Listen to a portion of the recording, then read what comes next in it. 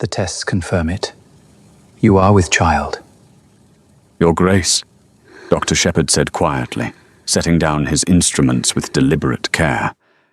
You are with child. The room tilted. Rebecca's breath caught somewhere between her throat and her heart. Her fingers tightened against the fabric of her gown, crushing the emerald silk beneath trembling hands. For 3 unbearable years, she had endured the weight of failure pressing down on her shoulders like iron chains. 3 years of pitying glances from servants who once curtsied with genuine respect. 3 years of cruel whispers behind jeweled fans at every ball, every dinner, every public appearance. Barren. That single word had followed her through marble hallways and candlelit drawing rooms. It clung to her skin like smoke.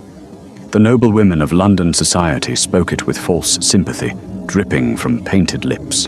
But the family council spoke it with cold calculation during meetings she was not invited to attend.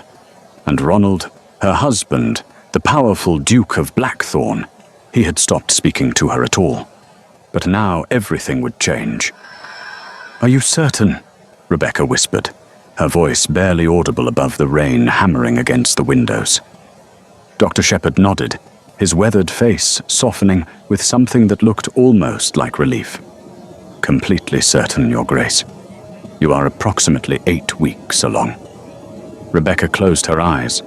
Relief flooded through her body with such force that she feared she might collapse right there on the embroidered chair. Her hand moved instinctively to her stomach, pressing against the flat plane of silk and whalebone corseting. Beneath all those layers of fabric and propriety, a child was growing. Ronald's child. The heir that Blackthorn Hall had prayed for since the day she became Duchess. "Thank you," she managed, rising to her feet with effort. Her legs felt unsteady, her heart racing with something she hadn't felt in years. Hope. Dr. Shepherd opened the door for her, and Rebecca stepped into the dimly lit corridor. The storm outside made the interior of Blackthorn Hall feel darker than usual, despite the candles flickering in their brass sconces along the walls. Shadows danced across portraits of former dukes and duchesses who stared down at her with painted eyes that seemed to judge everything. Rebecca walked quickly, her silk skirts rustling against the polished floors. She passed servants who bowed and curtsied, but she barely registered their presence, or her entire focus was fixed on reaching Ronald's study at the far end of the east wing. She imagined his face when she told him, the shock first, then disbelief, then finally that smile she had not seen in so long. He would hold her again. Really hold her. The way he used to, before, the pressure of producing an heir had poisoned everything between them.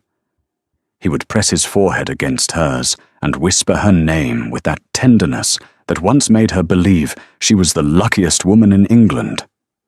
They would finally become the family she had dreamed of. Rebecca turned the corner into the corridor that led to Ronald's private study. Warm light spilled from beneath the closed door. He was still awake, probably reviewing estate ledgers or correspondence from the House of Lords. She quickened her pace, her heart hammering against her ribcage with anticipation. But as she reached for the door handle, voices drifted through the heavy oak. Female voices. Rebecca froze, her hand suspended in midair. "You must face reality, Ronald." That was Lady Edith Wells, Ronald's mother. Her voice carried the sharp authority of a woman who had ruled Blackthorn Hall long before Rebecca arrived. 3 years without an heir. The family council grows impatient. "I am aware of their impatience, Mother." Ronald's voice sounded exhausted, hollow. "Then you must act." A third voice joined the conversation. Smooth, cultured, beautiful. Countess Cecilia Osborne. Rebecca's fingers tightened against her skirts. Cecilia had been a constant presence at Blackthorn Hall in recent months, attending dinners and social events with the kind of ease that suggested she belonged there. "It is not Rebecca's fault," Ronald said. but his voice lacked conviction. "Of course it is not her fault," Lady Edith replied with false sympathy that made Rebecca's stomach turn. "The poor girl cannot help her condition. But you are a duke, Ronald. Your duty is to this estate, to the Wells bloodline, to England itself. You cannot build a legacy on sentiment." Silence stretched between the words. Rebecca stood frozen in the corridor, one hand pressed against the doorframe to steady herself. She should leave. She should turn around and return to her chambers and pretend she had never heard this conversation. But her feet refused to move. "Dr. Harrington's report was quite clear," Cecilia said softly. "Rebecca's condition is permanent. She will never bear children." Rebecca's heart stopped. Dr. Harrington. She had never met any physician by that name. Dr. Shepherd had been the only doctor to examine her, and he had just confirmed she was carrying a child. "The report could be wrong," Ronald said, but doubt crept into his tone like frost spreading across glass. "Medical science does not lie, darling." Cecilia's voice dripped with poison, disguised as concern. "You have given Rebecca every opportunity. You have been patient beyond measure. But a duke cannot build a dynasty on a barren wife." The word struck Rebecca like a physical blow. Barren. Her hand moved instinctively to her stomach, where Ronald's children were growing. Twins, perhaps, if the unusually strong symptoms meant anything. Or the heirs he believed would never exist were already forming inside her body, while he stood in his study discussing her failure. "She deserves happiness," Cecilia continued, her voice taking on a gentle, persuasive quality. "Away from the pressure and scrutiny of aristocratic life. Somewhere peaceful, where she can live without the constant reminder of what she cannot provide. It would be a kindness, truly." "You speak as if I should send my wife away," Ronald said, but the fight had drained from his voice. "I speak as someone who cares deeply for both of you," Cecilia replied. "Rebecca is suffering here, Ronald. Anyone can see it. The whispers, the judgment, the weight of expectation, crushing her spirit day after day. Would it not be merciful to release her from this burden?" Rebecca closed her eyes. Cecilia's manipulation was so skilled, so carefully constructed, that it sounded almost reasonable, almost kind. "And what of Blackthorn?" Lady Edith's voice cut through the false sympathy like a blade. "What of the Wells name? What of your duty to provide heirs? You cannot wait forever, Ronald. You are 32 years old. Time is not on your side." Thunder rolled across the sky, shaking the windows. "The family council has already discussed alternatives," Lady Edith continued. "Discreet alternatives that would preserve everyone's dignity. Rebecca could be provided for generously. A comfortable estate in the countryside, financial security for life. And you could fulfill your obligations to the duchy without the scandal of a public divorce." Rebecca's breath came in shallow gasps, her vision blurred with tears she refused to let fall. But they were planning her exile, discussing the dissolution of her marriage as if she were a failed business investment rather than a human being who had loved Ronald with every piece of her heart. "I cannot simply send her away," Ronald said, but his resistance sounded weak, tired. "You can," Cecilia said gently. "You must. For her sake as much as yours. She will never find peace here, Ronald. Every day she remains at Blackthorn Hall is another day of torture for her. Let her go. Let her find happiness elsewhere." Silence filled the study. Rebecca waited, her entire body trembling. She waited for Ronald to defend her, to rage against the suggestion, to declare that he loved his wife and would hear no more of this cruel scheming. Instead, he spoke 4 words that shattered her world completely. "Send her away before morning." The corridor spun. Rebecca stumbled backward, her shoulder hitting the wall with enough force to bruise. She pressed her hand against her mouth to stifle the sob rising in her throat. Her other hand remained on her stomach, protecting the children that Ronald would never know existed. She could not breathe, could not think. The walls of Blackthorn Hall closed in around her like a coffin. Footsteps approached the study door. Rebecca forced herself to move. She walked quickly back down the corridor, her vision blurred with unshed tears. She passed a maid carrying fresh linens, and somehow managed to nod politely. Training took over when the heart failed. Duchesses did not collapse in hallways. They did not scream or rage or break down in public spaces. They suffered beautifully, but Rebecca reached her chambers and closed the door with careful quietness. For a long moment, she simply stood in the center of the room, staring at nothing. The fire in the hearth had burned down to glowing embers. Shadows pooled in the corners like spilled ink. Then her legs gave out. She sank to the floor in a cascade of emerald silk, her hands pressed against the thick carpet to keep herself upright. The tears came finally, silent and devastating. They fell onto the fabric of her gown and disappeared into the dark green, like blood soaking into earth. Ronald was sending her away. After 3 years of marriage, after all the promises whispered in darkness, after every moment of joy and intimacy they had shared, he was simply discarding her, throwing her out like refuse because she had failed to produce an heir quickly enough. And he had no idea that the heirs he desperately wanted were already growing inside her. Rebecca's hands moved to her stomach again, pressing against the place where new life was forming. She should tell him. She should march back to that study and reveal the truth. Show him Dr. Shepherd's confirmation.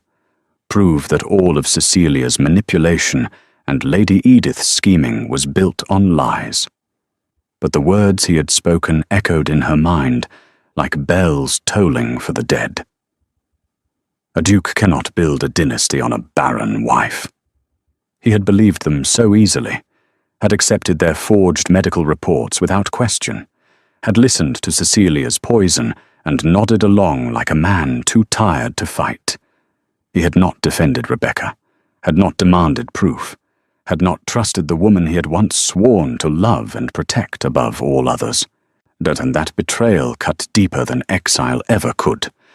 Rebecca stood slowly, her body moving with mechanical precision.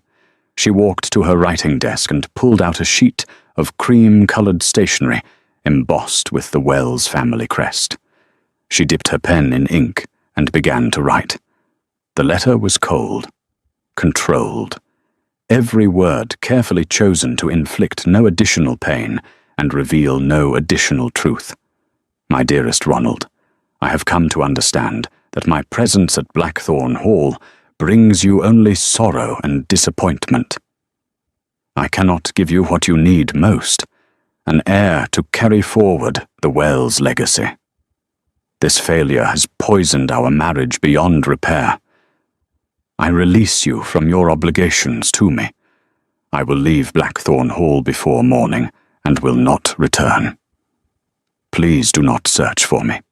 I ask only that you remember me with kindness, if you remember me at all. May you find the happiness and legacy you deserve. Rebecca. She folded the letter with steady hands and sealed it with wax. Then she placed it on Ronald's side of the bed, where he would find it when he finally came to their chambers. If he came at all, Rebecca moved through her rooms like a ghost, gathering only what she could carry. A few dresses, some personal items, the pearl necklace her mother had given her before she died. She left behind all the expensive gowns, all the jewels Ronald had gifted her, all the trappings of Duchess life. She took only one item of sentiment. Hidden at the bottom of her jewelry box was a simple ribbon, pale blue silk that Ronald had tied in her hair during their wedding ceremony. She had kept it all these years, even when everything else between them had turned cold, even when hope seemed impossible.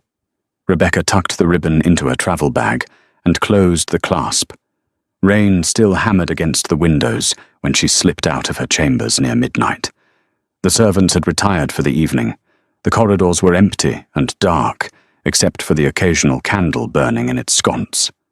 Rebecca moved through Blackthorn Hall like a shadow, descending the grand staircase for the last time. She paused at the bottom of the stairs, looking up at the massive portrait of Ronald that hung in the entrance hall. He looked powerful in the painting. Commanding.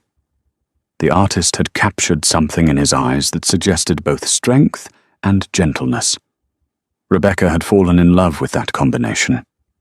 She turned away and walked out into the rain. Now the stablemaster, old Dennis Flynn, was waiting with a small carriage, as she had quietly requested earlier that evening. He asked no questions, simply helped her into the covered seat and secured her bag. His weathered face showed only concern. "Where to, Your Grace?" he asked softly. "Anywhere far from here," Rebecca replied. The carriage rolled forward, wheels crunching on gravel. Rebecca looked back at Blackthorn Hall one final time. Light still glowed in Ronald's study window. He was probably still in there with Cecilia and Lady Edith, finalizing the details of her removal. He had no idea she was already gone, and he had no idea that she carried his sons, because somehow Rebecca knew, deep in her bones, that the children growing inside her were boys. Strong boys with their father's dark eyes and stubborn pride. Now boys who would never know their father believed them impossible. The carriage turned onto the main road, and Blackthorn Hall disappeared into the darkness behind her. Rebecca placed both hands over her stomach and whispered into the rain-soaked night. "You will never know them, but I will love them enough for both of us." Thunder cracked across the sky like the sound of a world breaking in half. The coastal town of Whitfield existed on the edge of England like an afterthought. No grand estates rose from its rolling hills. No aristocratic families gathered for elaborate balls or garden parties. It was simply a place where the sea met the land, where fishermen hauled in daily catches, and where merchants sold wool and grain without ceremony. It was also the place where Rebecca Foster learned to survive without a title. For the cottage she rented sat on a cliff overlooking the grey waters of the Channel. Small and practical, it possessed none of the luxury she had known at Blackthorn Hall. The floors were unpolished wood instead of marble. The windows were simple glass instead of leaded crystal. The furniture had been built by local craftsmen rather than imported from France. But it was hers. Rebecca stood at the window, 7 months after fleeing London, watching storm clouds gather on the horizon. Her body had changed dramatically. The children, Dr. Marion Cross had confirmed during an examination last month, had transformed her shape completely. Her abdomen had swelled beneath her simple cotton dresses. Her face had filled out slightly, softening the sharp angles that stress and heartbreak had carved into her features, and she looked like someone learning to live again. "The rain will come heavy tonight," Maggie Stevens said from the doorway. The older woman who served as midwife, housekeeper, and unexpected friend carried an armful of clean linens into the cottage. "Best prepare, my lady. Babies often arrive during storms." Rebecca had long since stopped correcting Maggie's use of my lady. The woman knew Rebecca had come from aristocratic life, though she asked no questions about the specific circumstances. In Whitfield, people respected privacy. They judged you by your actions rather than your bloodline. "I am not certain I am prepared," Rebecca admitted quietly. Maggie set down the linens and crossed to where Rebecca stood.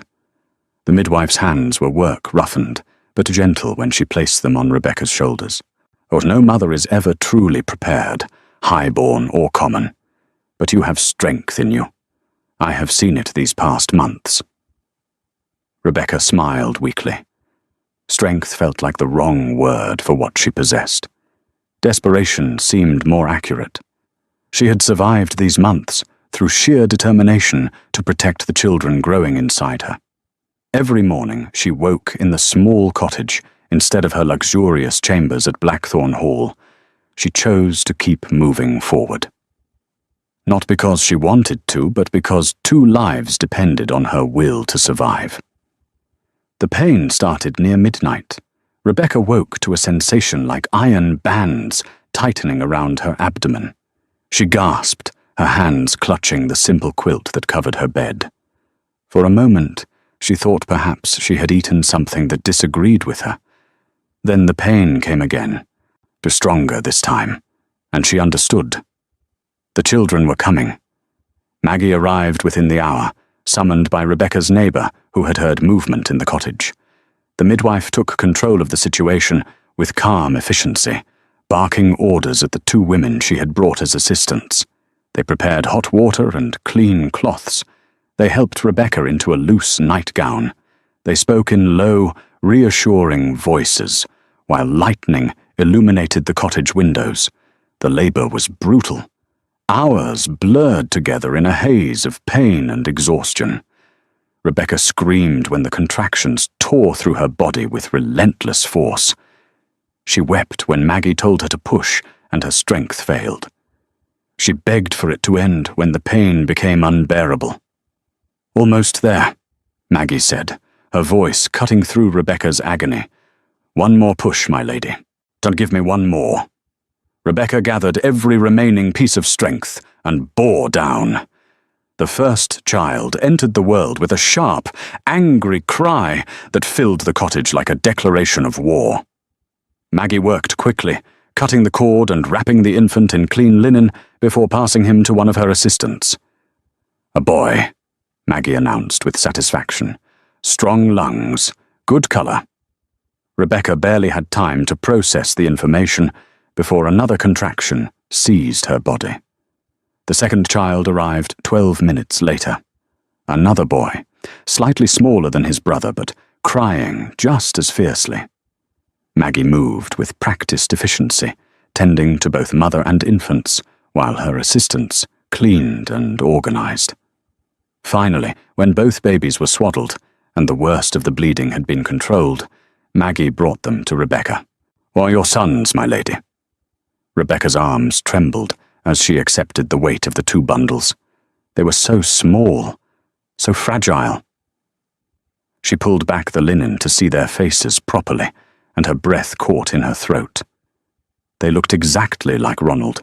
Even hours old, barely cleaned and swaddled, the resemblance was undeniable. They had his dark hair, already thick despite their newborn state. His strong bone structure was visible even in their tiny faces. When one of them opened his eyes briefly, Rebecca saw Ronald's exact shade of deep brown staring back at her. Tears fell onto the linen wrapping as Rebecca held her sons against her chest. "What will you name them?" Maggie asked softly. Rebecca looked down at the twin boys who would never know their father. The firstborn, larger and more vocal, reminded her of Ronald's commanding presence. The second, quieter but watchful, possessed an intensity that suggested deep thinking. "Arthur," she whispered, touching the first child's cheek. "And Albert." Maggie nodded approvingly. "Good strong names, noble names." Noble. Rebecca almost laughed at the irony. These boys were nobility by blood, the rightful heirs to one of England's most powerful duchies, but they would grow up in a coastal cottage, raised by a mother with no title and no husband. They would attend local schools instead of prestigious academies. They would play with fishermen's children instead of young lords. And perhaps that would save them from the cruelty and manipulation that poisoned aristocratic life. Rebecca held Arthur and Albert while dawn broke over Whitfield. Through the cottage window, she watched the sun rise over water that stretched endlessly toward a horizon she could not see. Somewhere beyond that horizon, Ronald was waking up in Blackthorn Hall. He was probably reviewing estate business or attending meetings with the family council. He had no idea his sons had just entered the world. "He does not deserve to know," Rebecca whispered to the sleeping infants. He chose to believe I was worthless. He chose to trust lies over the woman he promised to love. He chose to send me away. But even as she spoke the words, a traitorous part of her heart still ached for the man Ronald had been before pressure and duty corrupted everything. The man who had courted her with poetry and flowers. The man who had danced with her until midnight and whispered promises against her skin. That man was gone, but perhaps he had never truly existed outside her imagination. The years in Whitfield passed with surprising speed. Rebecca established herself as a respectable widow, a fiction she allowed people to believe without ever explicitly confirming. She took work as a seamstress, using skills learned during her aristocratic education to create fine garments for wealthy merchant families. The income was modest, but sufficient. Arthur and Albert grew from helpless infants into strong, curious boys. By their third birthday, they were already displaying distinct personalities. Arthur was bold and confident, charging into situations with the kind of fearlessness that made Rebecca's heart stop daily. He climbed trees that were too tall and approached strange dogs with absolute certainty that the world existed to entertain him. That Albert was quieter but more observant. He studied everything with intense focus. The way birds built nests, the patterns of waves on the shore, the expressions on people's faces. He asked questions that suggested intelligence beyond his years and remembered every answer with perfect clarity. Both boys looked more like Ronald with each passing year. The resemblance became so pronounced that Rebecca sometimes had to leave the room when their expressions or gestures echoed their father too perfectly. The way Arthur stood with his hands clasped behind his back, exactly like Ronald addressing the family council. The way Albert tilted his head when considering a problem, mirroring Ronald's thoughtful concentration. They were growing into young versions of the man who had discarded them before they were born. On their 7th birthday, Rebecca took the boys to the beach for a picnic. They ran ahead of her, chasing seabirds and collecting shells with the boundless energy of childhood. Rebecca spread a blanket on the sand and watched them play, her heart simultaneously full and broken. Arthur ran back to her, his dark hair wind-swept and his face flushed with excitement. "Mother, Albert says the tide comes because the moon pulls the water. Is that true?"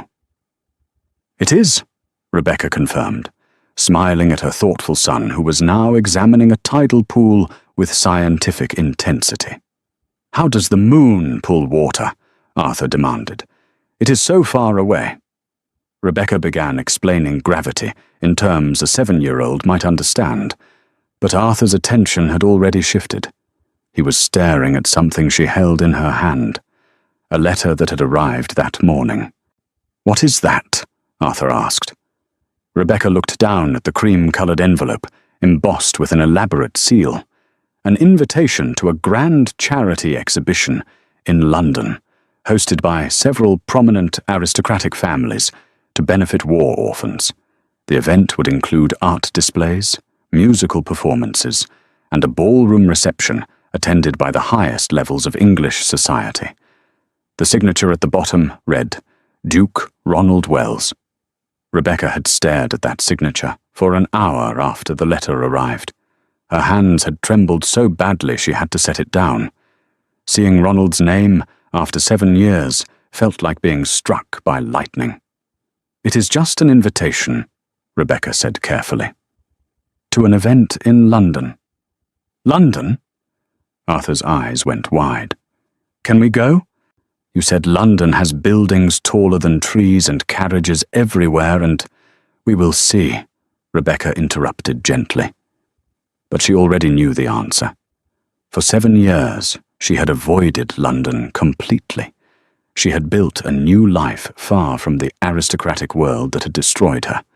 She had protected Arthur and Albert from the cruelty and judgment that would inevitably follow if anyone discovered they were the Duke of Blackthorn's illegitimate sons. Returning to London was dangerous, foolish. But as she looked at her boys, growing so quickly, becoming young men who would soon ask questions she could not answer forever. Rebecca understood that she could not hide from the past indefinitely.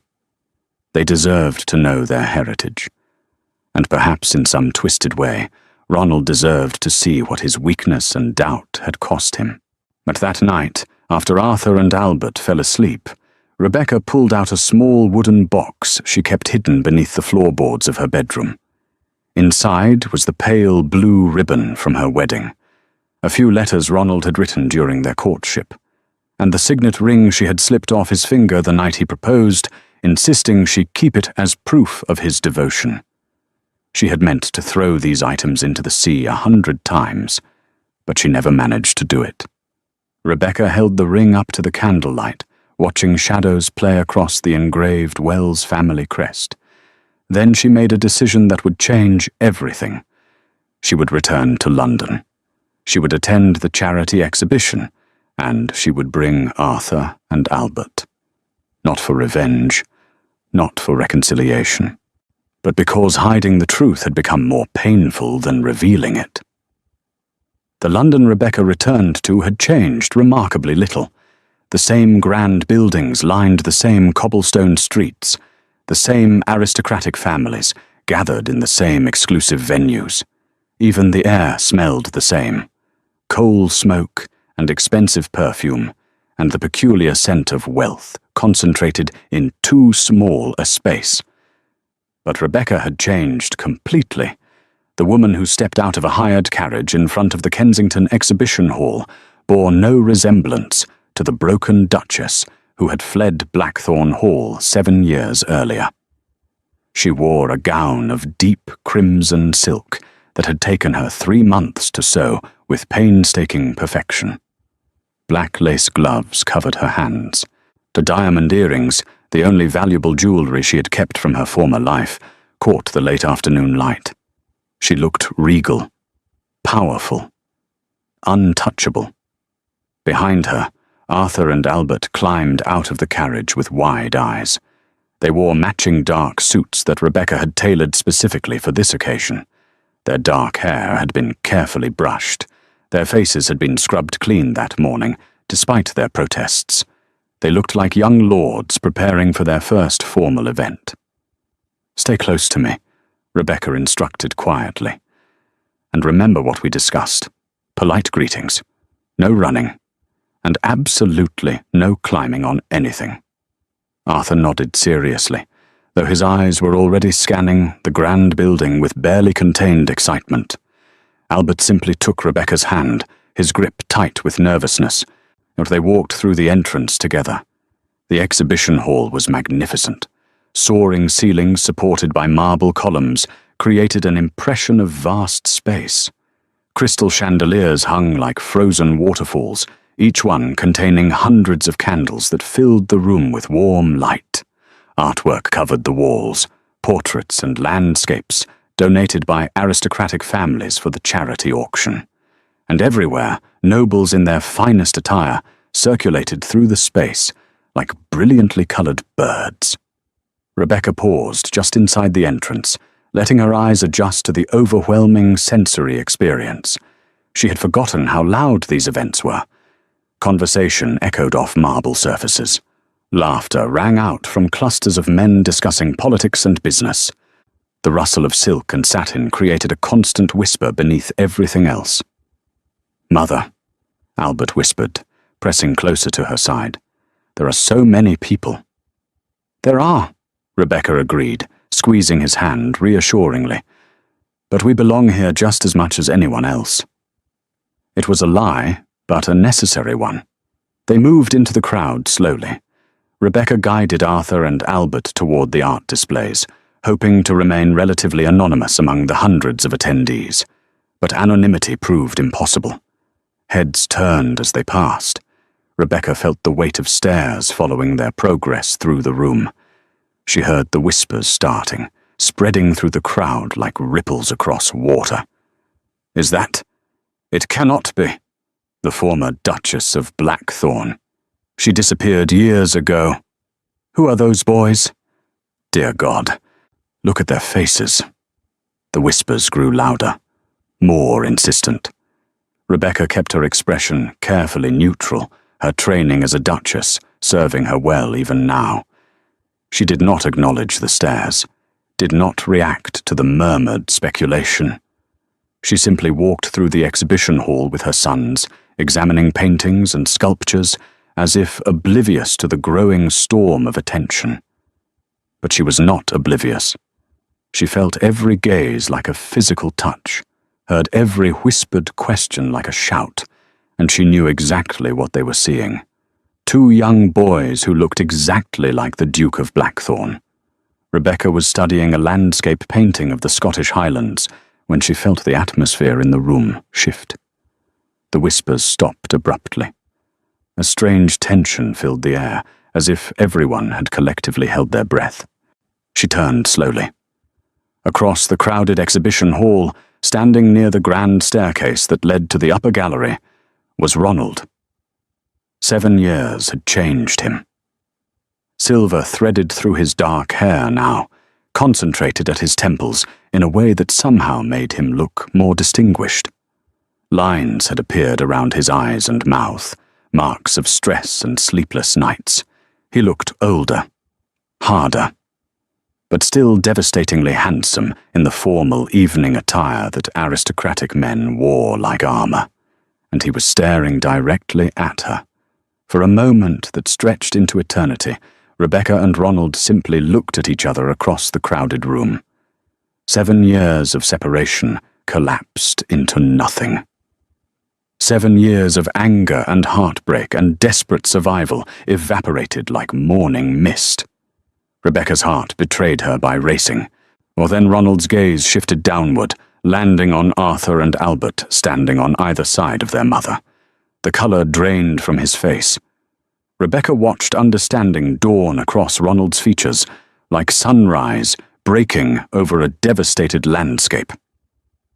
She saw shock first, his eyes widening, his mouth opening slightly, then confusion as his mind scrambled to process what he was seeing, then something that looked like hope, followed immediately by dread. Because the resemblance was impossible to miss. Arthur had Ronald's exact bone structure, his commanding presence, his way of standing with unconscious authority. Albert possessed Ronald's intense gaze, his thoughtful expression, his habit of tilting his head when observing something interesting. Every noble in the exhibition hall could see it. The resemblance was so obvious, so undeniable, though that denial became impossible. "Mother," Arthur said, tugging on Rebecca's sleeve, "why is that gentleman staring at us?" The question cut through the silence like a knife through silk. Rebecca looked down at her son, her beautiful, innocent son, who had no idea he was looking at his own father. Arthur's dark eyes held only curiosity. No understanding, no recognition of the devastating reunion playing out in front of hundreds of witnesses. "I do not know," Rebecca lied gently. "Perhaps he simply finds the painting behind us interesting." But Ronald had started walking toward them. The crowd parted automatically, nobles stepping aside to create a path for the Duke of Blackthorn. Whispers erupted again, louder this time, no longer bothering with discretion. This was the scandal of the season unfolding in real time, and no one wanted to miss a single moment. Rebecca stood perfectly still, her hands resting on her son's shoulders. She would not run, would not hide. She had spent 7 years preparing for this moment, even if she had never consciously admitted it to herself. Ronald stopped 3 feet away from them. Up close, the changes in him were more apparent. He looked exhausted beneath the distinguished exterior, haunted, like a man who had stopped sleeping well years ago and never recovered.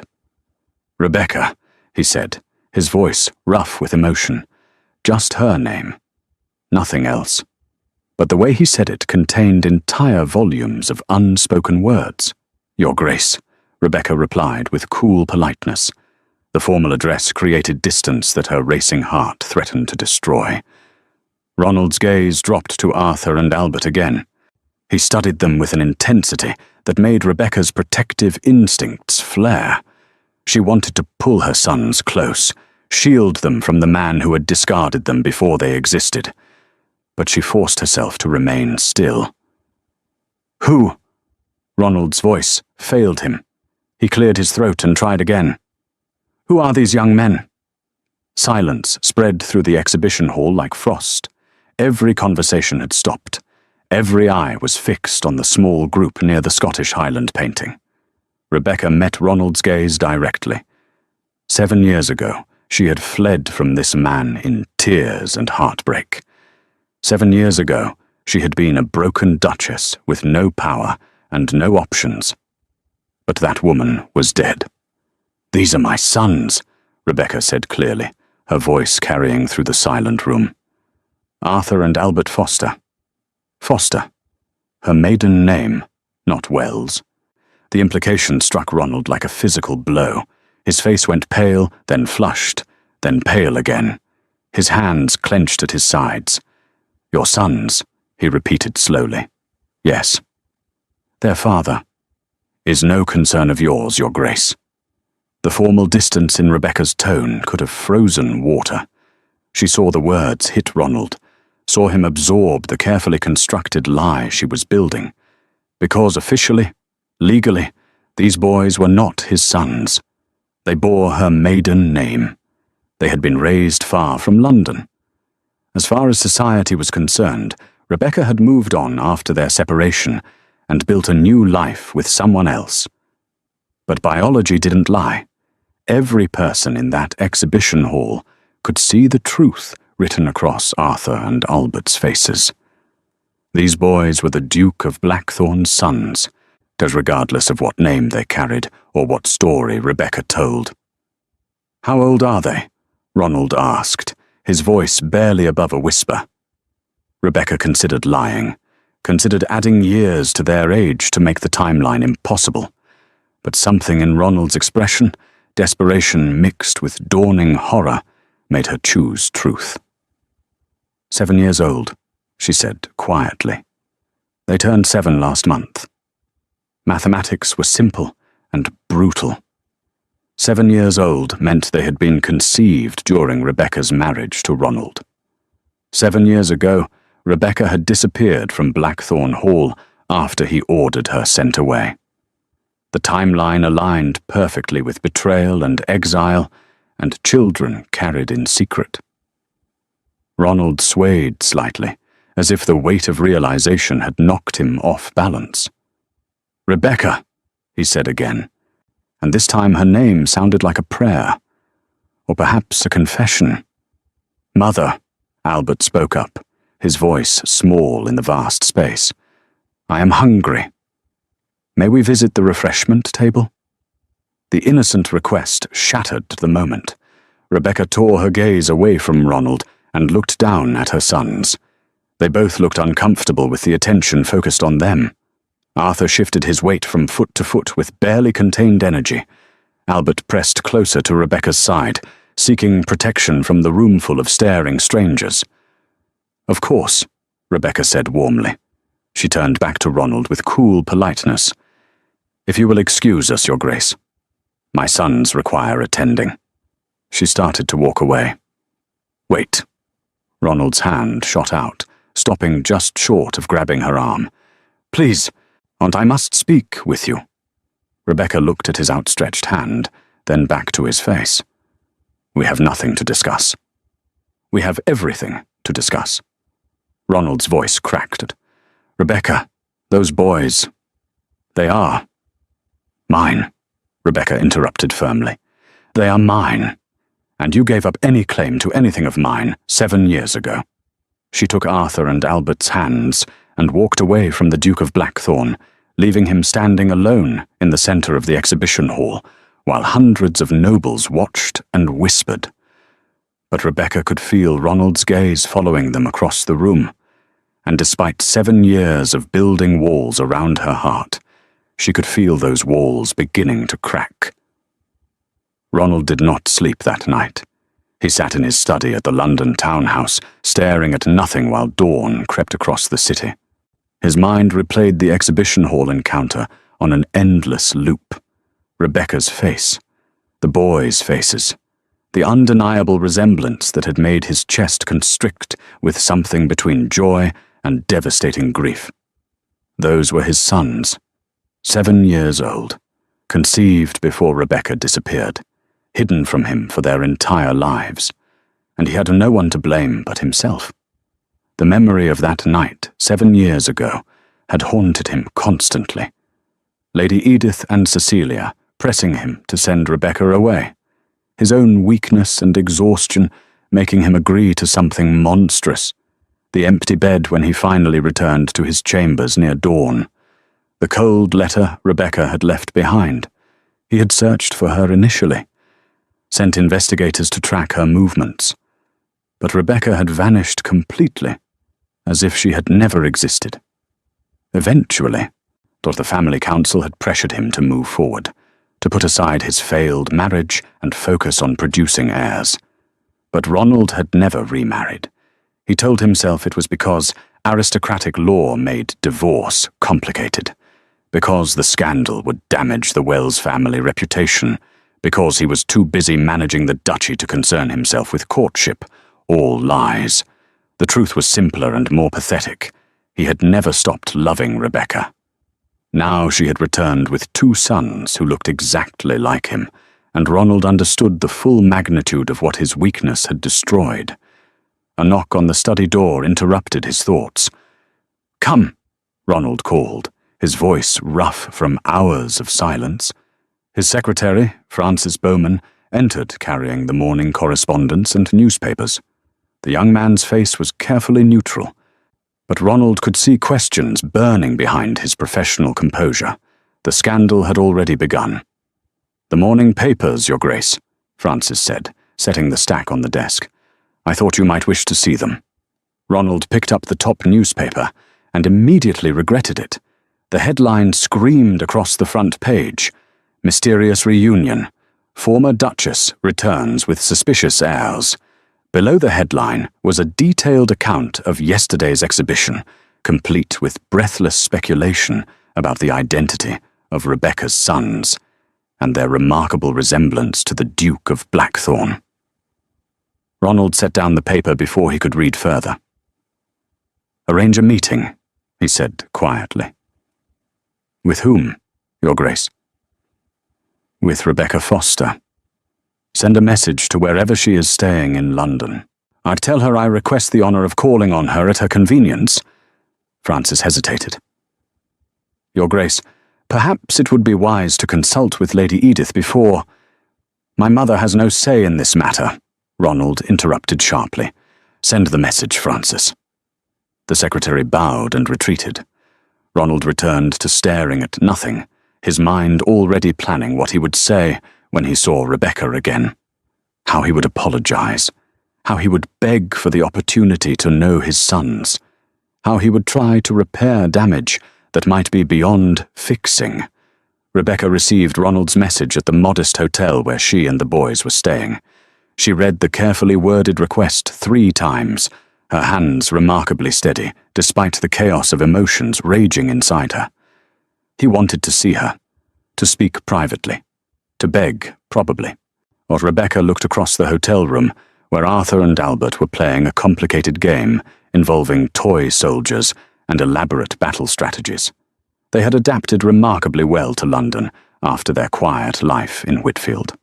Arthur loved the noise and activity. Albert enjoyed observing the different types of people crowding the city streets. Neither boy understood the magnitude of what had happened at the exhibition yesterday. "Mother?" Arthur called without looking up from his game. "Albert keeps changing the rules. Tell him he cannot do that." "The rules were poorly designed," Albert countered calmly. "I simply corrected the logical inconsistencies. That is called cheating. That is called strategy." Rebecca smiled despite herself. Their constant bickering reminded her of brothers she had read about in novels, or competitive but fundamentally devoted to each other. They fought viciously over toys and games, but heaven help anyone else who threatened either of them.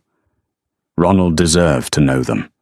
Whatever else had happened between husband and wife, these boys deserved the opportunity to know their father. "Boys," Rebecca said, interrupting their argument. "We will have a visitor this afternoon." Arthur looked up with interest. "Who?" "The Duke of Blackthorn." Both boys stared at her. Albert's expression turned calculating, his sharp mind clearly working through implications. Arthur simply looked confused. "The man from yesterday?" Arthur asked. "The one who stared at us?" "Yes." "Why is he visiting us?" Rebecca knelt down so she was eye level with her sons. This conversation had been inevitable from the moment she decided to return to London. She had known questions would come. Truths would need to be revealed. She had simply hoped for more time to prepare. "Arthur, Albert, I need to tell you something important about your father." Both boys went very still. Rebecca had told them almost nothing about their father over the years. Only that he was a good man who could not be part of their lives for complicated reasons they would understand when they were older. The boys had accepted this vague explanation with remarkable patience, though Rebecca knew curiosity gnawed at them constantly. "The Duke of Blackthorn is your father," Rebecca said quietly. Silence filled the hotel room. Arthur spoke first. "The man from yesterday is our father?" "Yes." "But you said our father could not be part of our lives," Albert added, his tone more confused than accusatory. "That was true when you were babies," Rebecca explained carefully. "Your father believed I could never give him children. Other people lied to him and made him think something that was not true. So when I discovered I was carrying you both, I chose to leave rather than force him to accept children he thought were impossible. It was a carefully edited version of the truth. The boys did not need to know about exile and heartbreak and manipulation. Not yet. Perhaps not ever." "He did not know we existed?" Arthur's eyes had gone very wide. "No. He learned about you yesterday at the exhibition." Albert processed this information with his characteristic intensity. That is why he stared at us. He was experiencing shock and recognition. "Yes." "Is that why we look like him?" Arthur asked. "Because he is our father?" "Yes." "Do we have to talk to him?" Albert's voice had gone small, uncertain. Rebecca pulled both boys close, wrapping her arms around them. "You do not have to do anything you do not wish to do. But I think perhaps you might want to meet your father properly, to ask him questions, to let him know who you have become." "What if he does not like us?" Arthur whispered. The question shattered Rebecca's heart into pieces. "He will love you," she said fiercely. "You are brilliant and brave and wonderful. Any father would be honored to call you his sons." But even as she spoke the words, doubt crept through her mind. Ronald had discarded her easily enough when he believed her barren. What if he found the reality of fatherhood less appealing than the abstract concept of heirs? What if Arthur and Albert disappointed him somehow? What if Rebecca's decision to let Ronald into their lives ended up hurting the boys she had worked so hard to protect? Ronald arrived at precisely 3 o'clock, as the message had specified.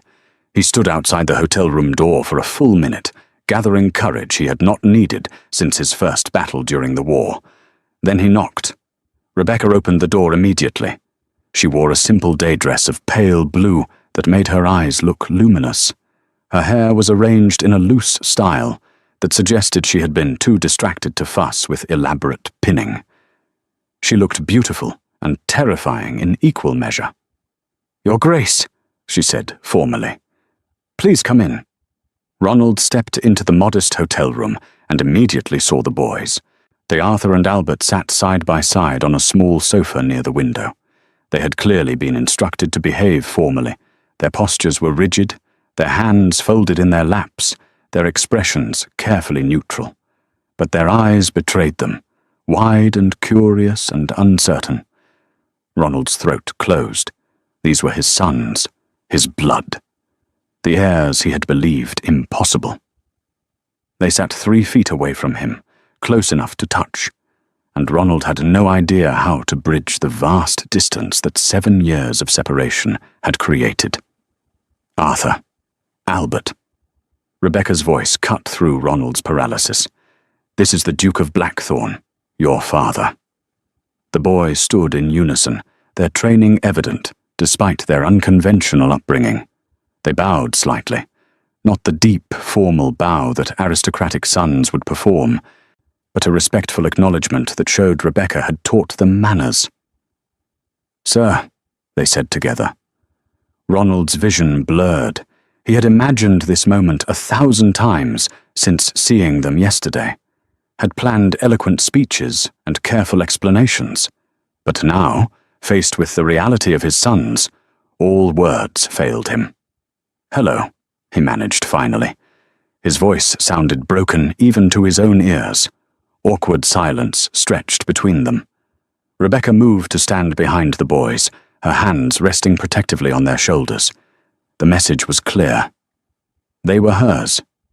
She had raised them.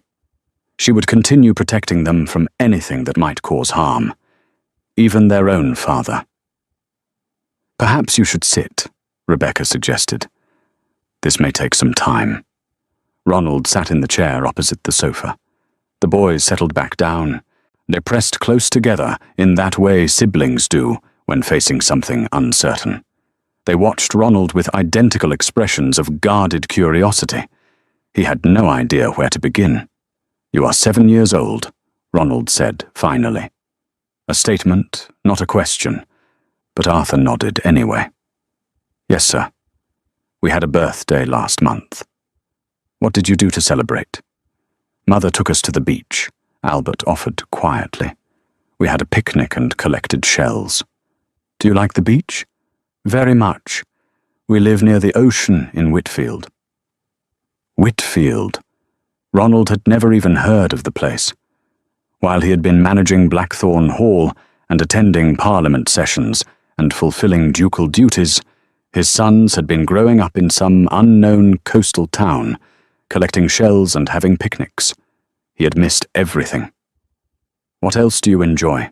Ronald asked, desperate to know something, anything, about these boys. Arthur launched into an enthusiastic description of climbing trees and exploring tide pools and building elaborate forts out of driftwood. His energy filled the small room, making it feel less oppressive. He spoke with his hands, gesturing wildly to emphasize exciting moments in various adventures. Albert added quieter observations about the birds they watched, and the books they read, and the way the stars looked different depending on the season. Ronald listened to his sons describe lives he had never been part of, and grief threatened to overwhelm him completely. But beneath the grief, something else was growing. Pride. These boys were remarkable. Arthur possessed the kind of fearless confidence that suggested natural leadership, as Albert demonstrated the careful observation and analytical thinking that would serve him well in whatever path he chose. They were smart and curious and surprisingly well-adjusted, considering the circumstances of their birth. Rebecca had done this. She had raised these extraordinary children entirely alone, while Ronald had been wallowing in self-pity at Blackthorn Hall. After an hour of stilted conversation, Rebecca suggested the boys might enjoy exploring the hotel gardens, while she and Ronald spoke privately. Arthur and Albert left eagerly, their formal restraint evaporating the moment they escaped the emotionally charged room. Silence returned, heavier now that the boys' voices no longer filled it. "They are wonderful," Ronald said quietly. "They are," Rebecca agreed. There was no warmth in her voice, just statement of fact. "Rebecca," Ronald's carefully prepared speeches evaporated. "I have no words for what I did to you, to them, to all of us." "Then perhaps you should not try to find words." The cold response struck like a slap. Ronald had expected anger, had prepared for rage and accusations, but Rebecca's icy indifference was somehow worse. "I thought you could not have children," Ronald continued, needing to explain, even though explanations changed nothing. "The medical report said—" "The medical reports were forged," Rebecca interrupted.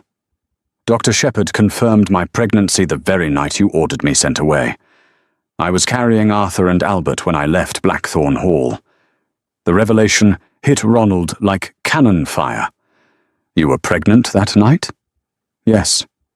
You knew? I had just learned. What I was coming to tell you when I overheard you with your mother and Cecilia. When I heard you call me Barren. When I heard you order my exile. Ronald's hands began to shake. I did not know. Rebecca, I swear I did not know you were... You did not trust me enough to verify those reports, Rebecca said, her voice still controlled, but carrying an undercurrent of pain that 7 years had not erased. You did not fight for our marriage. You did not question why I had suddenly become inconvenient. You simply agreed to discard me like broken furniture. Each word was accurate and devastating. I was weak, Ronald admitted. The pressure from the family council, from my mother, from everyone demanding heirs. I let it poison me. I let it destroy the best thing in my life. You destroyed your family, Rebecca corrected.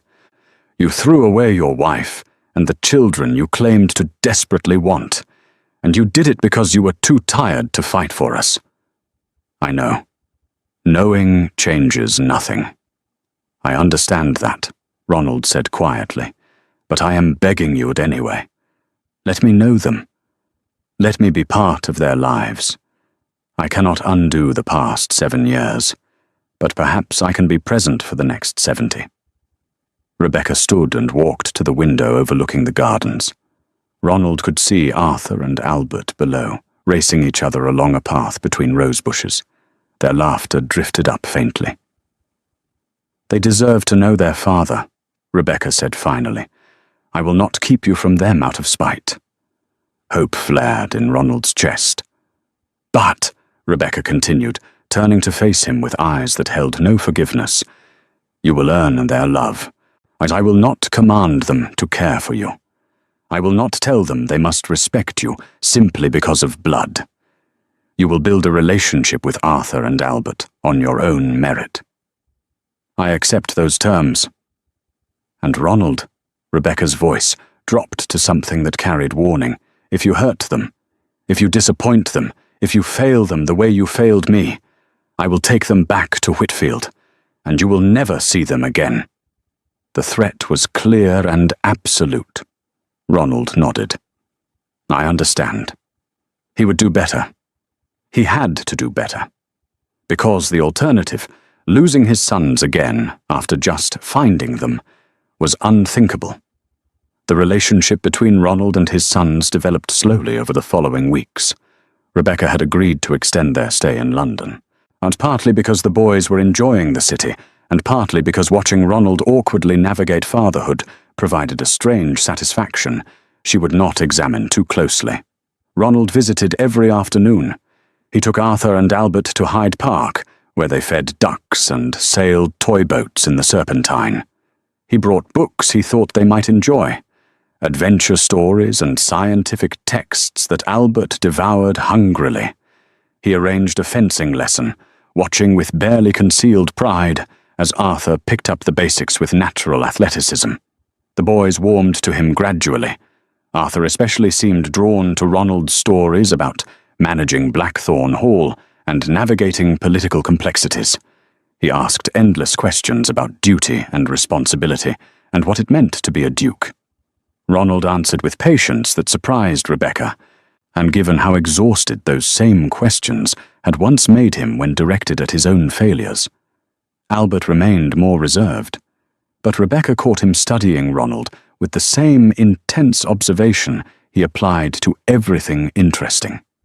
He asked different questions about Ronald's childhood, about what he read, about how he made decisions when facts pointed in conflicting directions. Rebecca watched these interactions from a careful distance. She chaperoned every visit, but did not participate actively. This was Ronald's relationship to build or destroy on his own merit.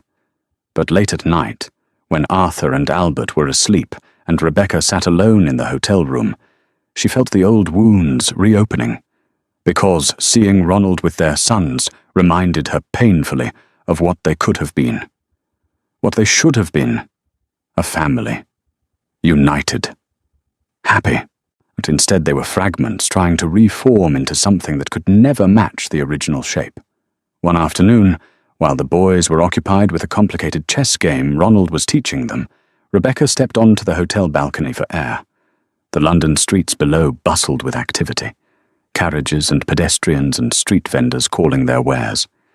She did not hear Ronald follow her until he spoke. "They are happy here," he said quietly. Rebecca did not turn around. "They are adaptable. Children often are. You raised them well, better than I likely would have." That admission should have brought satisfaction. Instead, it just made Rebecca tired. "I had no choice but to do well," she said. "They depended entirely on me." Silence stretched between them, filled with 7 years of unspoken accusations. "I searched for you," Ronald said finally. "After you left, I sent investigators to every corner of England. You did not search hard enough. Perhaps not. Or perhaps you simply did not wish to be found." That was accurate. Rebecca had been very careful to erase her trail when fleeing London. She had used her mother's maiden name in Whitfield, had paid in cash when possible to avoid paper records, had kept herself deliberately invisible to anyone who might report back to aristocratic circles. "What would you have done if you had found me?" Rebecca asked. "Dragged me back to Blackthorn Hall? Forced me to endure more humiliation? I would have begged you to come home. I was not your wife anymore. You made that clear when you ordered me exiled." "I never divorced you," Ronald countered. "Legally, or you are still the Duchess of Blackthorn." Rebecca laughed, but the sound held no humour. "A duchess with no home, no title and no husband. How generous of you to leave me the legal fiction of marriage while stripping away everything that gave it meaning. I was a fool." "Yes, you were." Ronald moved closer, though he did not touch her. Rebecca could feel his presence anyway, a warmth at her back that her traitorous body still responded to, even after everything. "Rebecca, I need to tell you something. About that night. I already know everything I need to know about that night." "No," Ronald said firmly. "You do not." Something in his tone made Rebecca finally turn to face him. Ronald's expression had shifted from regret to something that looked like anger. Not at her, at something else. "The medical reports that claimed you were barren," Ronald continued. "They were not just wrong. They were deliberately falsified." Rebecca had suspected as much, but hearing it confirmed still sent ice through her veins. "How do you know?" "Because I finally investigated properly. I should have done it 7 years ago, but I was too broken and too convinced you had simply left because you could not bear the pressure anymore. Last week, I tracked down Dr. Harrington, the physician whose signature appeared on those reports. And? He never examined you. Never even met you. Someone paid him to sign blank medical documents that Cecilia and my mother filled in with whatever lies served their purposes." The balcony tilted. Rebecca gripped the railing to steady herself. She had known Cecilia manipulated Ronald, had suspected Lady Edith orchestrated her removal, but having confirmation that they had committed fraud, had falsified medical documents, had destroyed her marriage with deliberate criminal acts. "Your mother and Cecilia did this." Rebecca's voice came out strangled. "Yes. I confronted them both 3 days ago." "What did they say?" Ronald's expression hardened into something Rebecca had rarely seen on his face. Pure rage. "My mother claimed she was protecting the Wells bloodline from a duchess who was clearly inadequate. Cecilia claimed she was saving me from a loveless marriage. Both of them insisted they acted out of concern for my well-being and the duchy's future. They destroyed our family. I know. They stole 7 years from you and your sons. I know." "And what have you done about it?" Rebecca demanded. that the ice in her voice had melted into fire. What consequences have they faced for their crimes? Ronald met her gaze steadily. My mother has been removed from Blackthorn Hall. She now resides in the dower house, with minimal staff and no authority over estate matters. I have severed all financial support beyond what is legally required. And Cecilia? I have initiated legal proceedings against her for fraud and conspiracy. The scandal will ruin her socially, and the courts will likely impose financial penalties that will bankrupt her family. It was more than Rebecca had expected, but somehow less than she wanted. Exile and bankruptcy seemed insufficient punishment for stealing years of a mother's life with her children's father. They should hang, Rebecca said flatly.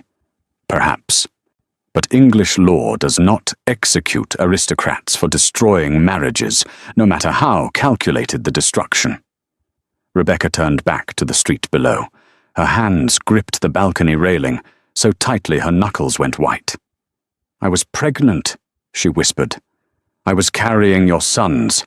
I was coming to tell you the news that would have saved everything, and instead I overheard you agreeing to throw me away. I know. You broke me, Ronald. Not Cecilia, not your mother, you. The man I loved more than my own life broke me into pieces. I know. Stop saying you know. Rebecca whirled on him, and finally the careful control she had maintained for weeks shattered completely. You do not know, or you cannot possibly know what it felt like to stand in that corridor carrying children you had prayed for while listening to your husband call you worthless. You cannot know what it felt like to give birth alone in a cottage while you were here in London, probably having dinner parties. You cannot know what it felt like to see your sons' faces and recognize their father in every feature while knowing he had discarded them before they even existed.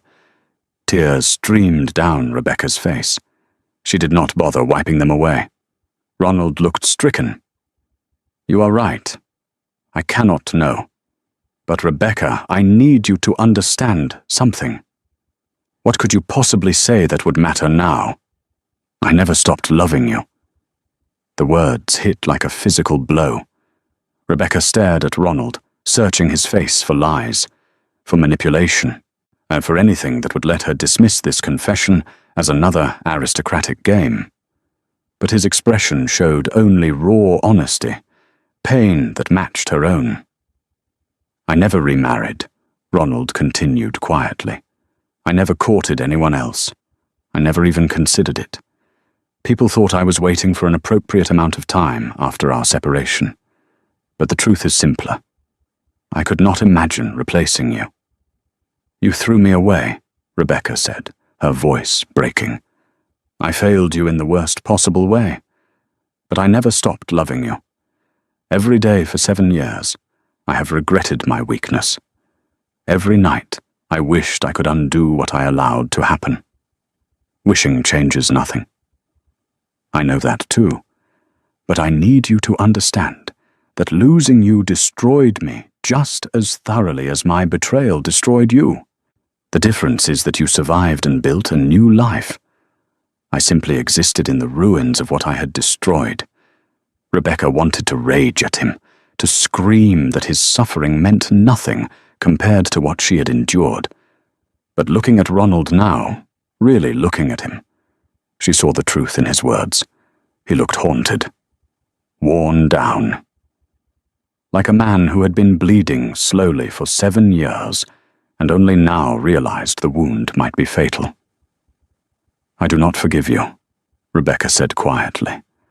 I would not expect you to. And I cannot give you what you want. I want only to know my sons. You want more than that. Rebecca met his gaze directly. You want your family back. You want to undo the past. You want me to forget everything and return to Blackthorn Hall and pretend the last 7 years never happened. Ronald did not deny it. I cannot do that, Rebecca said. That version of me died the night you sent me away. The woman I am now would never trust you with her heart again. Then let me earn your trust. No. The refusal was final. Absolute. Ronald absorbed it like a man accepting a death sentence. He nodded slowly, his shoulders sagging with defeat. May I still see Arthur and Albert? He asked. Yes. They deserve to know their father. Thank you. Do not thank me. I am not doing this for you. I am doing it for them. Rebecca walked back into the hotel room, leaving Ronald alone on the balcony. Behind her, she heard him make a sound that might have been a sob. But she did not turn back. 3 months passed in a strange new routine. Rebecca and the boys remained in London, in a more comfortable townhouse that Ronald insisted on providing. Rebecca had initially refused, but Arthur and Albert loved the city and begged to stay longer. She could not deny them the opportunity to know their father, even if her own heart twisted painfully every time she watched them together. Ronald visited every day now. He taught Arthur to ride properly, sitting atop a magnificent bay, gelding in Hyde Park, while Rebecca watched from a bench. He brought Albert to scientific lectures at the Royal Society, sitting in the public gallery, while scholars discussed astronomy and natural philosophy. He took both boys to the theatre, to museums, to the Tower of London, to see the crown jewels. He was, Rebecca had to admit, becoming a good father. But something had shifted between Ronald and Rebecca herself. The careful distance she had maintained began eroding despite her best efforts. Ronald's persistence wore down her defenses like water smoothing stone. Not through grand gestures or dramatic declarations, but through small moments of consideration. He brought her favorite tea without being asked. He remembered she preferred roses over other flowers and began leaving small bouquets at the townhouse.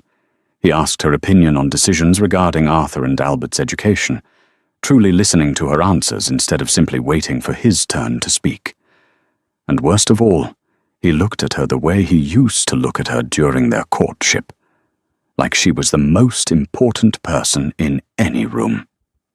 Rebecca tried to resist the pull, reminded herself daily of the betrayal, of the 7 years spent alone, of the pain that still lived inside her chest like broken glass.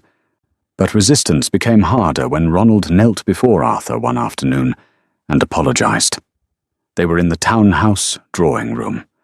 Rebecca was ostensibly reading while the boys played chess with their father. Albert had just made a particularly clever move that sacrificed his queen to create an unavoidable checkmate 3 moves later. Ronald studied the board with genuine admiration. Brilliant. Truly brilliant. Albert glowed with pride. Then Arthur asked the question that changed everything. Father, did you really not know Mother was carrying us when she left? The drawing room went silent. Ronald's hands stilled on the chess pieces. His expression shifted through several emotions before settling on something that looked like grief. No, he said quietly. I did not know. Oh, and that is my deepest shame. Why did Mother leave? Arthur pressed. At 7 years old, he was old enough to understand that something significant had broken their family apart, even if he did not understand the details. Ronald looked at Rebecca. She gave him a slight nod. The boys deserved truth, at least in a form they could understand. I made a terrible mistake, Ronald said, turning back to his sons. People I should not have trusted told me lies about your mother. They said she could never have children. I believed those lies instead of trusting the woman I loved. And because of my weakness, I agreed to send her away. That was wrong, Albert said with his characteristic bluntness. Yes, it was very wrong. Did you apologize? Arthur asked. I have tried, but some mistakes are too large for simple apologies to fix. Arthur frowned, processing this adult complexity. Mother says you should always apologize when you hurt someone. Your mother is right about most things. Then apologize properly, Arthur insisted, with the absolute certainty of childhood. Kneel down like knights do when they pledge loyalty. Ronald's eyes widened. Arthur, I do not think— Do it, Albert added, his quiet voice carrying unexpected authority. You hurt, Mother. You should apologize the way people apologize for really bad things. Rebecca started to intervene, to tell the boys that this was unnecessary, but Ronald was already moving. He lowered himself to his knees in the center of the drawing room, his expensive trousers pressing against the carpet. Then he looked up at Rebecca with an expression that shattered what remained of her carefully constructed defenses. Rebecca Foster, Ronald said, his voice steady despite the emotion clearly visible in his eyes. I failed you in every possible way. I did not trust you. I did not fight for you. I did not protect you from people who wished you harm. I threw away the best thing in my life because I was too weak and too foolish to recognize its value. Rebecca's book slipped from her hands. I robbed you of 7 years you should have spent in comfort and security, Ronald continued. I robbed our sons of a father who should have been there from the moment they entered this world. I caused you pain that no amount of time will fully heal, and I am sorry. I am more sorry than any words can possibly express. Tears blurred Rebecca's vision. I do not expect forgiveness, Ronald said quietly. I do not deserve it, but I am begging you anyway. Not for my sake, for theirs. He gestured to Arthur and Albert, who watched with wide eyes. Come home. Let me spend the rest of my life trying to make amends. Let me give you and our sons everything I should have given you from the beginning. The drawing room held its breath. Rebecca looked at Ronald kneeling before her. Then at Arthur and Albert, their young faces hopeful and confused and desperately wanting their family to be whole. She wanted to say yes. Every broken piece of her heart wanted to forgive and forget and return to Blackthorn Hall and pretend they could rebuild what had been destroyed. But deep inside her chest, beneath the love and the longing and the desperate hope, was the memory of standing in that corridor 7 years ago, pregnant with twins, hearing her husband agree to her exile. That memory was a wound that had never fully healed, would never fully heal. Stand up, Rebecca said softly. Ronald rose slowly, uncertainty flickering across his face.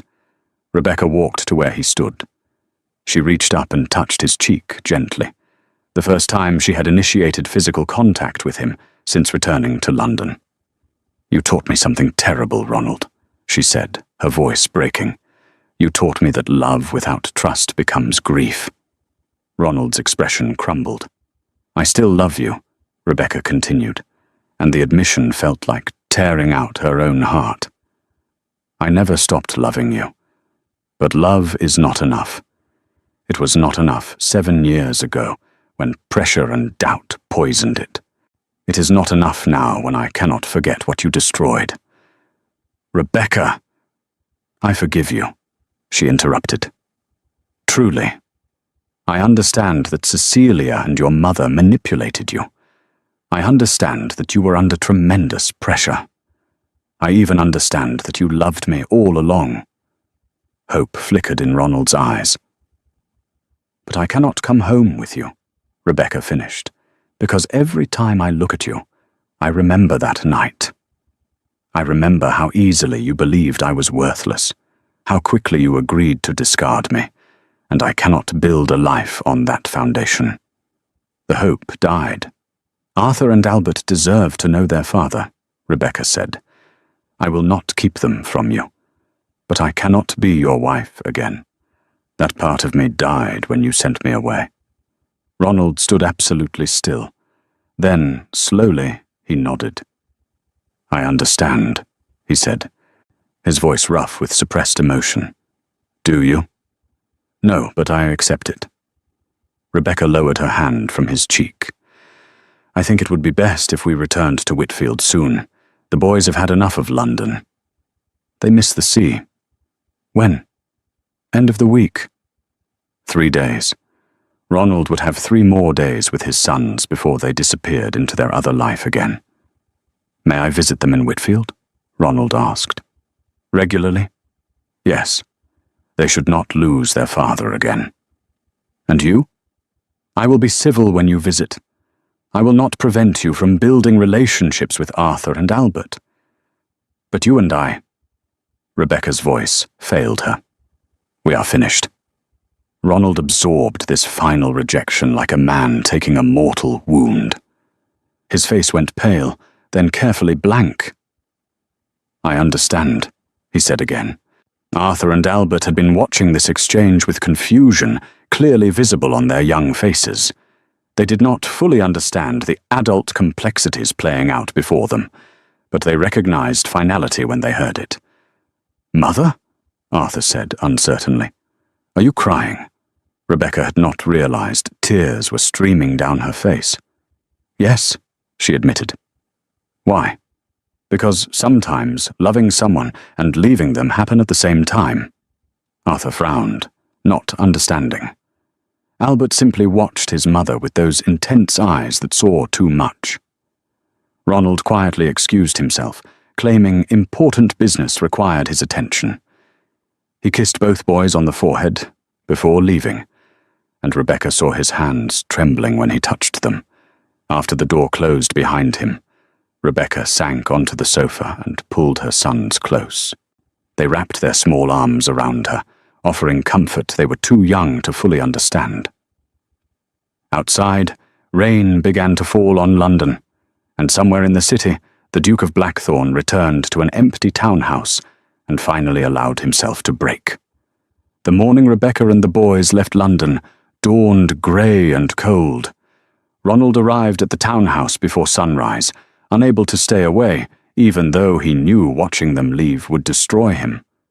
A hired carriage waited in the street, the driver already loading luggage, while Arthur and Albert darted around excitedly, thrilled to be returning to Whitfield and the sea. Rebecca emerged from the townhouse in a simple travelling dress, her expression composed, but her eyes red from crying.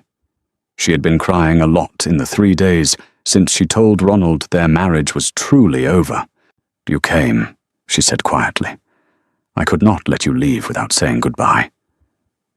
We are not disappearing forever. You know where we will be." "I know, but this feels like goodbye anyway." Because it was. Rebecca was taking their sons and returning to her other life, the life she had built without Ronald. He would visit, yes. He would maintain relationships with Arthur and Albert. But the family he had dreamed of rebuilding was leaving, and Ronald understood with painful clarity that they would never return. Arthur ran up to Ronald and threw his arms around his father's waist. "Will you visit soon?" "Very soon," Ronald promised, kneeling to be eye level with his son. "And you must write to me about everything happening in Whitfield, all your adventures, everything you learn." "I will write every week," Arthur declared with the absolute commitment of childhood. Albert approached more cautiously. He studied Ronald's face with that unsettling intensity, as if memorizing features he would need to recall later. "Father," Albert said carefully, "are you and Mother ever going to be married again?" The question struck like a knife. Ronald glanced at Rebecca. She looked away, focusing on the carriage and luggage and anything except the conversation happening between father and son. "No," Ronald answered honestly. "Your mother and I will not be married again." "Why not?" "Because I hurt her very badly once, and some hurts cannot be fixed, no matter how much we wish they could be." Albert processed this information with visible concentration. "That makes Mother sad." "It makes me sad too." "Then why?" "Albert," Rebecca interrupted gently. "We need to leave soon if we want to reach the first coaching inn before dark." Albert nodded reluctantly and climbed into the carriage after his brother. Both boys pressed their faces against the window, waving enthusiastically. Rebecca turned to Ronald one final time. "Thank you," she said quietly. for these last months, for getting to know them, for trying. I wish I had tried 7 years ago. So do I. They stood in silence for a long moment. 7 years of pain and love and loss hung between them like fog. "Rebecca," Ronald said finally, "if I had fought for you that night, if I had trusted you over their lies, if I had been stronger—" "Do not," Rebecca interrupted. "Do not torture yourself with what might have been. I cannot help it. Every night I lie awake, thinking about all the moments I could have chosen differently. Those moments are gone. We cannot reclaim them. I know. But I need you to know something before you leave." Rebecca waited. "I will love you until the day I die," Ronald said, his voice cracking. "I will love you through every visit to Whitfield. I will love you while watching our sons grow into men. I will love you across whatever distance you put between us. And I will regret every day what my weakness destroyed." Rebecca's composure finally shattered. Tears streamed down her face, and for a moment she looked like the broken Duchess who had fled Blackthorn Hall 7 years ago. "I will love you too," she whispered. "I will love you and hate you and grieve for what we could have been, but I cannot be with you, Ronald. I simply cannot. I know. Do you? Do you truly understand that this is goodbye?" "Yes." Rebecca reached up and touched his face one last time. Her fingers traced the line of his jaw, the curve of his cheek, as if memorizing the shape of him. Then she pulled away and climbed into the carriage. The driver snapped the reins. The horses moved forward. Arthur and Albert waved frantically from the window while the carriage rolled down the street. Ronald stood motionless, watching until they disappeared around the corner. Then he was alone. 5 years passed. Ronald visited Whitfield regularly, making the journey every 6 weeks without fail. He watched Arthur and Albert grow from young boys into teenagers who were beginning to show hints of the men they would become. Arthur developed into a natural leader with a gift for strategy and charm that would serve him well in either military or political life. Albert became increasingly scholarly, devouring books on natural philosophy and mathematics with an insatiable curiosity. Both boys loved their father and looked forward to his visits. But Rebecca remained distant. She was polite during Ronald's stays in Whitfield. She prepared meals and made pleasant conversation, and ensured the boys spent quality time with their father. But the walls she had built between herself and Ronald never came down.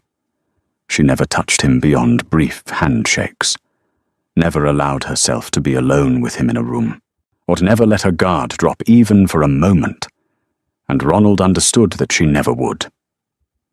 On Arthur and Albert's 12th birthday, Ronald brought them to Blackthorn Hall for the first time. The boys stood in the entrance hall, staring up at the vaulted ceilings and marble columns with awe. This was their heritage, their birthright, the estate they would inherit when Ronald died.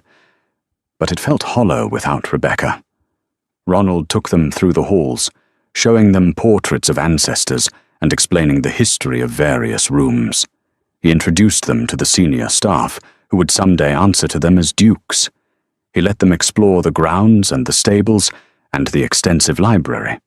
That evening, after the boys had gone to bed in guest chambers prepared specifically for them, Ronald sat alone in his study. But the room had changed little since the night he made his terrible decision. The same mahogany desk, the same leather chairs, the same portrait of his father staring down from the wall with painted disapproval. But one thing was different. On the wall opposite the desk, Ronald had hung a portrait of Rebecca. He had commissioned it secretly, working from his memories and a single sketch an artist had made during their courtship. The painting showed Rebecca as she had been during their marriage, young, beautiful, hopeful, before he destroyed everything. Ronald sat in his chair and stared at the portrait, while the house settled into nighttime quiet around him. "They are good boys," he said to the painted image. You raised them perfectly. They are everything I hoped they would be." The portrait did not respond. It never did. "Oh, I thought time would make this easier," Ronald continued. "I thought eventually I would accept what I destroyed and move forward. But it has been 12 years, and I still wake up reaching for you. I still walk into rooms expecting to see you there. I still love you exactly as much as I did the day we married." Silence filled the study. "The boys asked today why you do not visit Blackthorn Hall with them," Ronald said. "I told them you prefer Whitfield, that you are not comfortable in aristocratic settings anymore. They seemed to accept that explanation." He paused. "I could not tell them the truth, that their mother cannot bear to be in the place where her husband betrayed her. That every stone in these walls reminds her of the night I destroyed our family. That she will never return here because this house represents everything she lost." Ronald stood and walked to the portrait. He touched the painted canvas gently, his fingers tracing the line of Rebecca's smile. "I have become the Duke of Waiting," he said quietly. "I wait for visits from my sons. I wait for brief moments of courtesy from their mother. I wait for a forgiveness that will never come. And somehow I cannot stop waiting." Outside, an owl called through the darkness. Ronald returned to his desk and pulled out a letter he had written, but never sent. He had written hundreds of these over the years, letters to Rebecca expressing everything he could not say during his careful, chaperoned visits to Whitfield.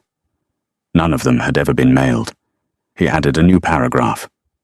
"The boys are asleep upstairs in Blackthorn Hall tonight, and their presence fills this empty estate with life it has not known in 12 years. They laugh in the corridors where you once walked. They run through rooms where we once danced. They bring joy to a place that has known only grief since you left. But you are not here. You will never be here. And Blackthorn Hall will remain a beautiful, empty monument to the life I destroyed. I love you still. I will always love you, even if you can never love me again." Ronald folded the letter and placed it with all the others in a locked drawer of his desk. Someday, perhaps, Arthur and Albert would find them, would read them, would understand the magnitude of what their father had destroyed and spent his entire life grieving. Or perhaps the letters would simply burn with the rest of Blackthorn Hall when Ronald was gone. It did not matter. But nothing really mattered, except the truth Ronald had learned too late. Some mistakes cannot be undone. Some wounds cannot be healed. Some loves endure forever precisely because they arrived too late to save what they destroyed. Thank you for watching this emotional journey of love, loss, and second chances.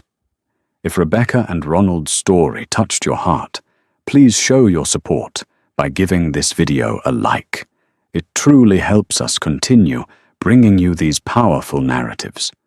Do not forget to subscribe and turn on notifications so you never miss our next story. We have more heartbreaking Duke romances, hidden heir dramas, and aristocratic tales coming your way. And we would love to hear from you in the comments below.